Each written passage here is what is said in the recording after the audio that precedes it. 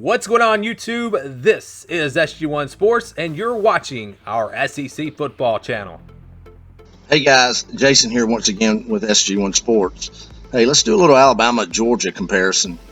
So recently, Jordan Rodgers, who some of you may know is the brother of Green Bay Packer quarterback Aaron Rodgers, a former starting quarterback at Vanderbilt and current ESPN college football analyst, came out with an opinion stating that he believes Georgia has a clear advantage over Alabama heading into this season. And he gives one reason and one reason only. He says it's the line of scrimmage. He now believes Georgia has surpassed Alabama as the more dominant team up front on both sides of the football. And he believes it boils down to recruiting. He says Georgia has done a better job the last few seasons than anyone in the country recruiting at those positions. Now, look, Alabama and Georgia have been neck and neck in recruiting since Kirby has gotten there. You know, with Alabama ranked first and Georgia very close second in the average recruiting rankings the past 4 years. So the margin there is minuscule, if any at all.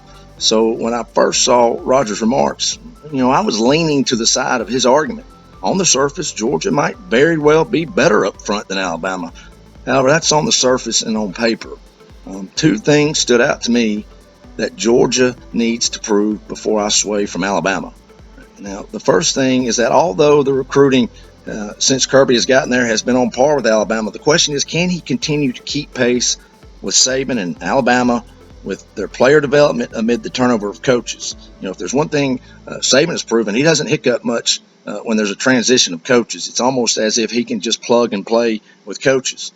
So Kirby lost two of his more veteran coaches in the offseason, and both his coordinators in Mel Tucker and Jim Chaney. Now, he did hire from within, so that does somewhat ease the transition. But when you are replacing both coordinators, questions will definitely have to be answered on the field and not just in the media guide. The second thing I think Georgia needs to prove is, can Kirby coach his team over and through this mental roadblock that has been Alabama for the past few seasons? Yes, they have been close. Yes, they have dominated Alabama in parts of a couple of games. Just to see Alabama win out in the end.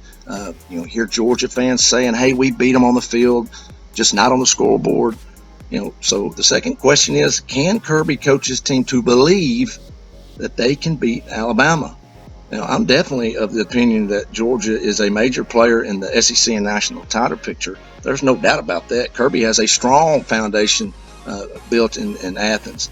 But until Alabama and Georgia play and the clock hits all zeros and Georgia has more points than Alabama, I will continue to lean the way of the Crimson Tide. Thank you for watching this video. If you're an SEC football fan, please subscribe to the channel. Leave us your thoughts down in the comments below. And for the latest in SEC football, keep it right here.